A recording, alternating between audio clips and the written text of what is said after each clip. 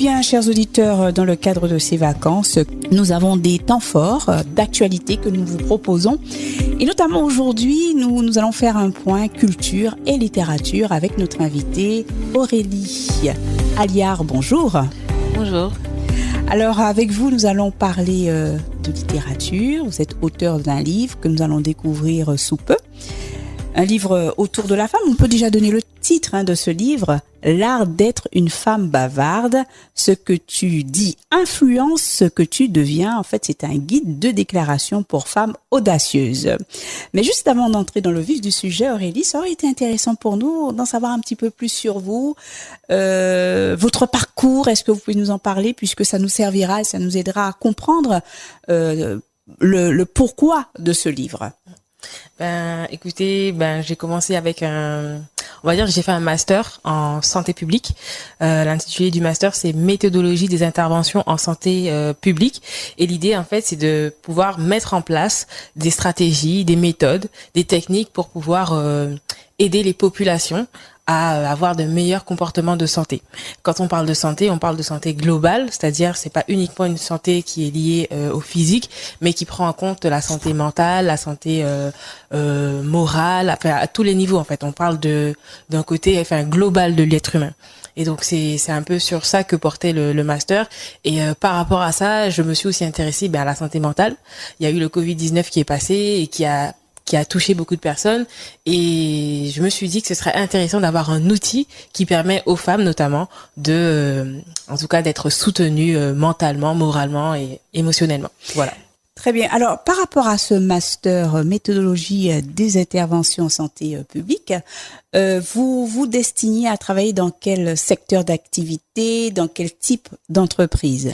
Alors, je me destinais en fait à travailler plus dans les mutuelles, les associations, où on faisait justement de la prévention et de la promotion de la santé. Et l'idée, c'était de pouvoir parler aux adhérents, envoyer des messages aux adhérents pour qu'ils puissent rester en santé. Par exemple, j'ai fait mon stage dans la mutuelle des forces armées. C'est-à-dire, notre cible, c'était des militaires.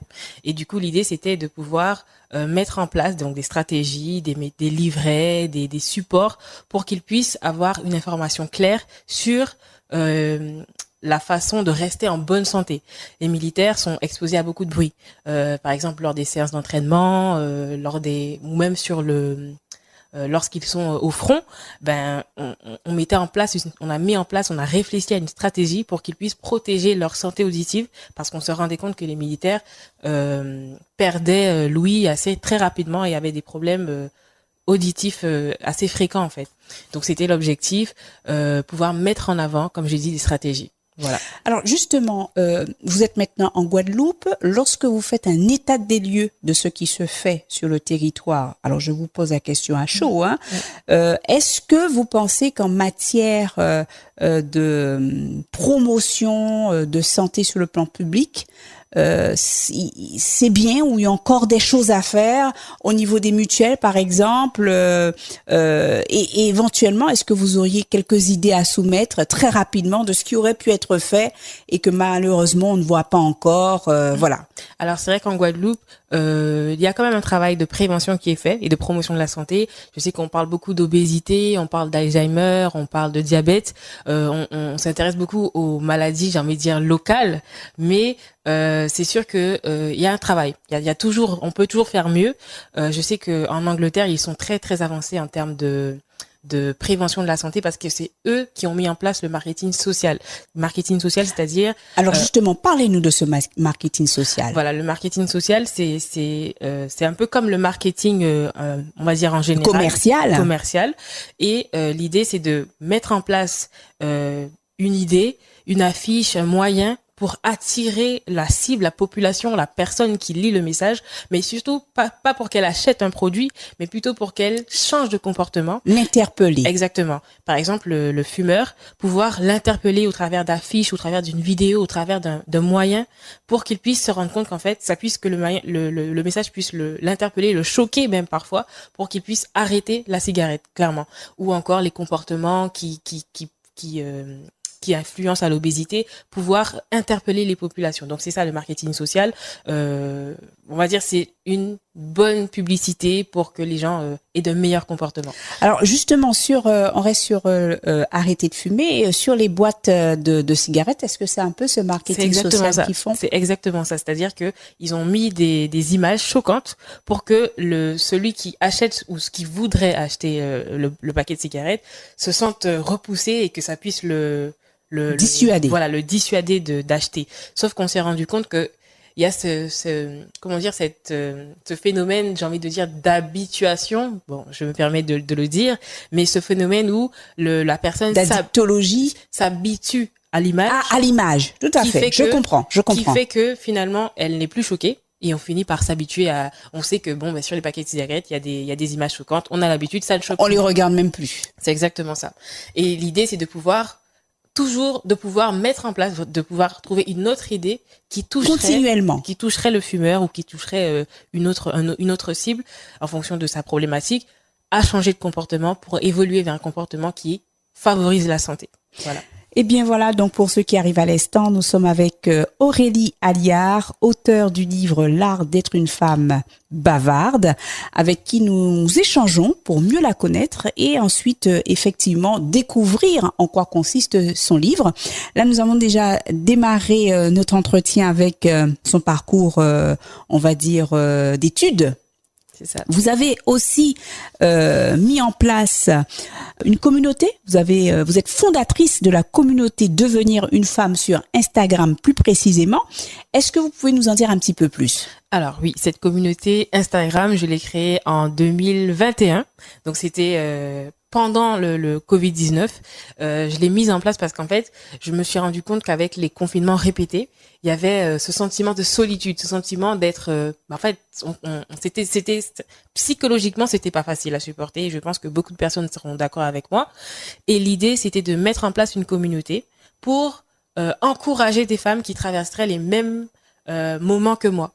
Et c'est-à-dire que Instagram, je publiais des citations, donc des phrases chaque jour, des phrases d'encouragement, des phrases qui aideraient une femme à se sentir encouragée, se sentir soutenue. Et en fait, pour être précise, on va dire que j'écrivais les phrases que moi j'avais besoin d'entendre.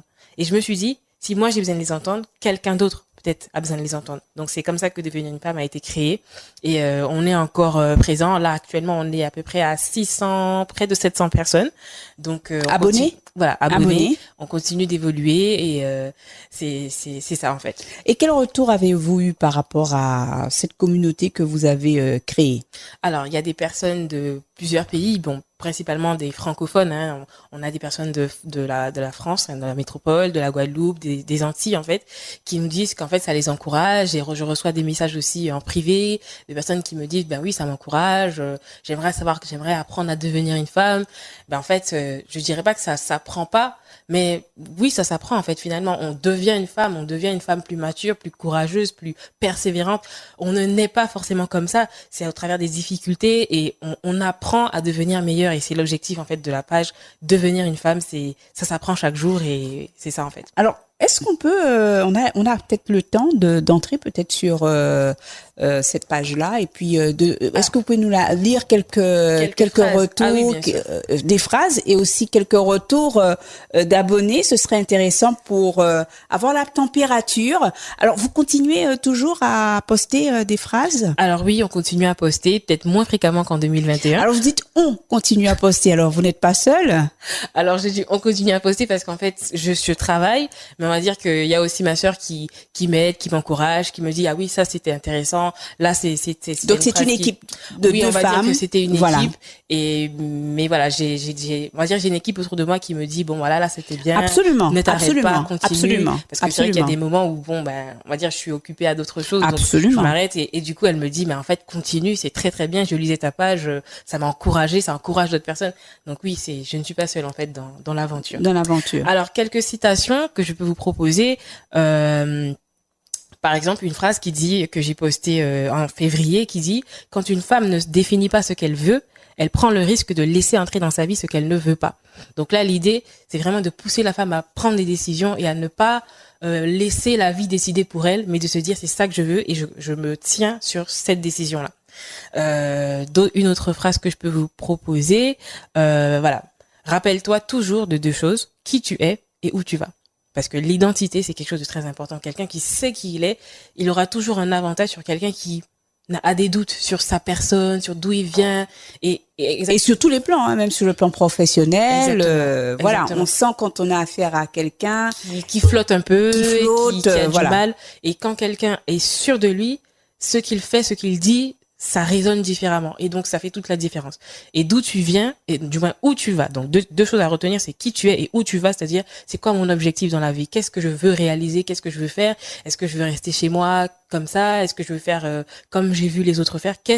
Où je vais, en fait? Et souvent, c'est Dieu qui nous donne de savoir où on va, en fait. Donc, voilà, c'est un peu les phrases que j'ai mises. Peut-être une dernière.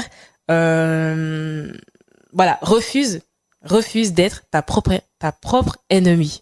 C'est-à-dire que nous, en tant que femmes, même encore en tant que personne, on a des pensées, on se dit à nous-mêmes des choses qui peuvent nous casser nous-mêmes.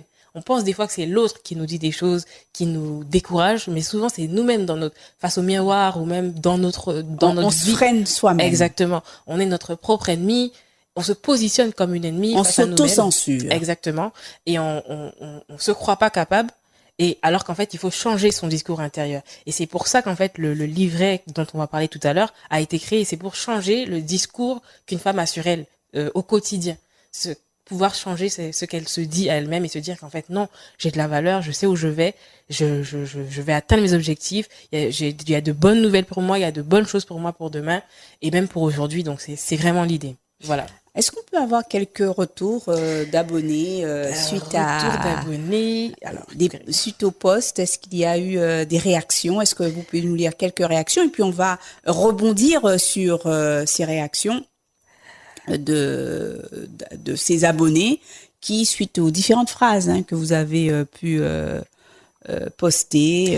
Alors c'est vrai qu'il y a eu beaucoup de posts. C'est vrai que je pourrais pas. En tout cas, je sais qu'il y a les abonnés réagissent en termes d'émoticônes et de. D'accord. Elles réagissent. Je sais qu'il y a une fille, je me rappelle plus du post parce que ça remonte, mais j'avais écrit un post d'encouragement et elle a écrit comme quoi que en fait elle avait vraiment besoin d'entendre ça en ce moment. Mais je crois que c'était un post d'encouragement, mais je me rappelle plus. Et elle disait, attendez, elle disait clairement que c'était exactement ce dont elle avait, c'était exactement ce qu'elle avait besoin d'entendre à ce moment-là. Je pourrais pas le retrouver parce qu'il y a beaucoup de posts. On a déjà 217 publications. Donc ah oui, quand même, 217 publications. Oui, parce qu'en fait, j'en publiais 2 par jour. D'accord. Ce qui fait qu'on a déjà 200 et donc ce sera peut-être compliqué pour moi de choisir laquelle, de voir laquelle. Mais je me rappelle qu'elle m'avait dit qu'elle avait besoin d'entendre cette phrase et qu'elle était contente d'être tombée dessus, en fait. Et au fur et à mesure, les personnes se sont abonnées assez rapidement, assez vite. Et c'est vrai que là, on a un peu stagné parce que j'étais occupée à d'autres choses. Mais en tout cas, on continue le combat, on continue d'encourager les femmes. Voilà. Tout à fait. Voilà donc Aurélie Alliard avec nous sur notre plateau dans cet espace culture, littérature, auteur du livre L'art d'être une femme bavarde. Ce que tu dis influence sur ce que tu deviens. Alors, cette émission va se faire en 2 volets. Donc, le premier volet où nous sommes en train de vous découvrir.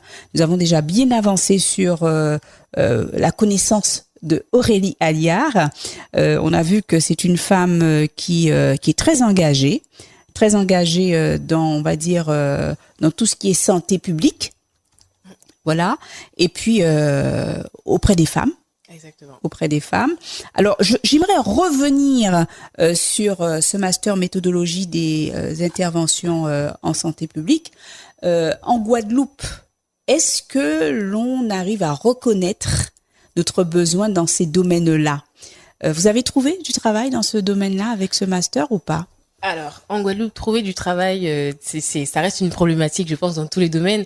Mais dans le domaine, on va dire on peut pas dire que j'ai trouvé un poste en tant que salarié, mais j'ai été amenée à proposer mes services en tant qu'auto-entrepreneur et à une association notamment pour les aider à trouver des idées pour justement mieux adresser les messages à leur cible.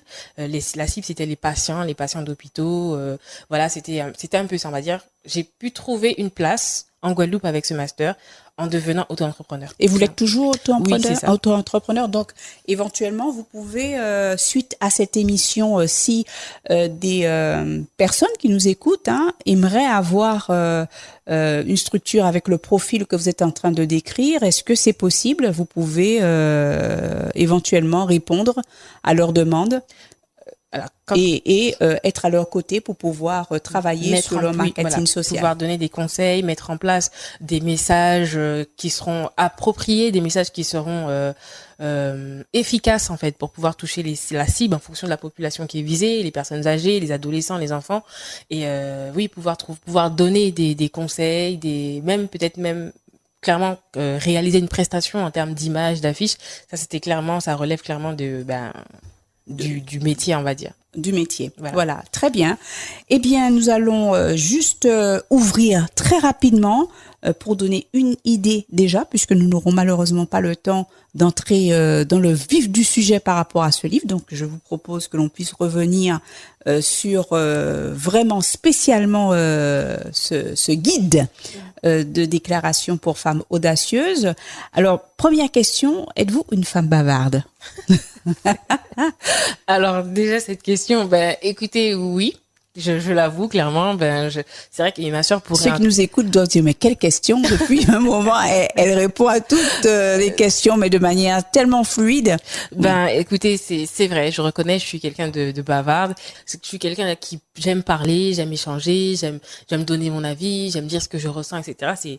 C'est avec ma sœur, on parlait beaucoup et du coup c'est un peu ça en fait. Donc oui, et c'est pour ça que j'ai donné ce titre. Je sais qu'en général les femmes aiment parler. Donc c'est quelque chose qui est chez nous, on va dire ça comme ça. Et l'idée, c'était d'interpeller, de se dire, mais en fait, je suis quelqu'un qui, en général, on me reproche de parler. Et justement, lors de ma première dédicace à Cultura, j'ai rencontré une femme qui me disait, mais le titre de votre livre, ça interpelle parce qu'en fait, nous, on nous dit justement qu'on parle trop. Et là, vous nous dites l'art d'être une femme qui parle, en fait. Et je lui dis, oui, c'est l'art d'être une femme bavarde, c'est-à-dire l'art de parler, mais l'art de bien parler de soi, l'art de bien parler de ses projets. C'est pas, comme on dit, pas tout dit parler, mais il faut bien parler. Exactement, c'est ça. Absolument. Donc, je vous propose tout simplement de mettre un terme à notre entretien maintenant avec, justement, vous parliez d'une information très très importante, justement. Vous avez déjà eu une séance de dédicace récemment à Cultura. Vous en aurez une autre, oui, d'après ce que vous m'avez dit. Alors, ça sera quand ou comment? Est-ce que vous pouvez nous en dire un petit peu plus? Alors, la prochaine séance de dédicace sera mercredi 9 août, de 10h à 13h, à Cultura d'Estreland. Donc, on sera là pour pouvoir accueillir les personnes qui souhaitent acheter le livre et pouvoir leur dédicacer donc le livre avec une phrase d'encouragement, une phrase de notre site, de notre page Instagram. Et on sera là à Cultura d'Estreland, mercredi 9 août, de 10h à 13h. Alors, si toutefois quelqu'un aimerait vous contacter pour le livre ou encore pour les prestations, vous voyez, en santé publique, auriez-vous éventuellement un numéro de téléphone à communiquer? Plus une adresse mail, dvnr.unefemme@gmail.com. Je reprends, dvnr.unefemme@gmail.com. Merci encore Aurélie Alliard. Je rappelle que vous êtes auteur du livre L'art d'être une femme bavarde, un guide de déclaration pour femmes audacieuses. On se retrouve dès demain pour en savoir un peu plus sur ce fameux guide. Merci.